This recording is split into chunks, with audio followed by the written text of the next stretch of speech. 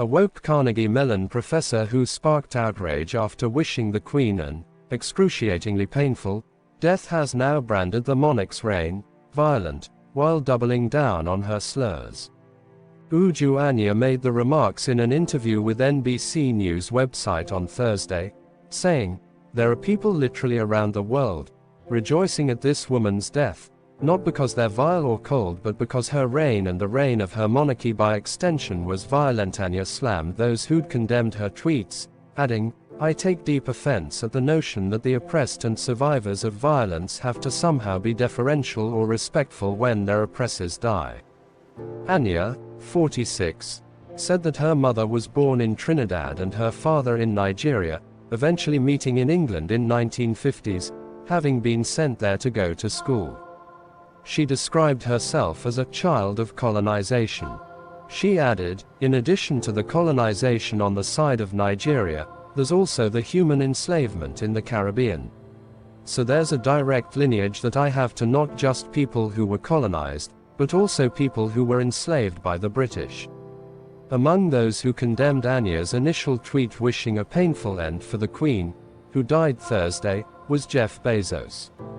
Carnegie Mellon released a statement distancing itself from Anya's words while saying it backed free speech, and that she was entitled to say them. Anya was backed up by Zoe Samudzi, a Zimbabwean-American photography professor at the Rhode Island School of Design, who tweeted her own outrageous statement about the late royal. She said, "As the first generation of my family not born in a British colony, I would dance on the graves of every member of the royal family if given the opportunity, especially hers." The Nigerian-born professor also said that she takes deep offense at the notion that the oppressed and survivors of violence have to somehow be deferential or respectful when their oppressors die. Though Queen Elizabeth II has ruled a post-colonial Britain, there have been calls from some to confront the monarchy's past and, as Anya puts it, their continued attempts to meddle in African affairs. In her first controversial tweet, now deleted by the social media platform, the professor wrote, "I heard the chief monarch of a thieving, raping, genocidal empire is finally dying. May her pain be excruciating. That wretched woman and her bloodthirsty throne have destroyed generations of my ancestors on both sides of the family, and she supervised a government that sponsored the genocide my parents and siblings survived. May she die in agony." Twitter later removed the posts for violating their rules. Anya's appalling sentiment, shared as the Queen was in her final hours, has ignited a firestorm of anger, and cast a light on previous attempts by hundreds of people to get the outspoken academic fired from her teaching job for violent and racist words.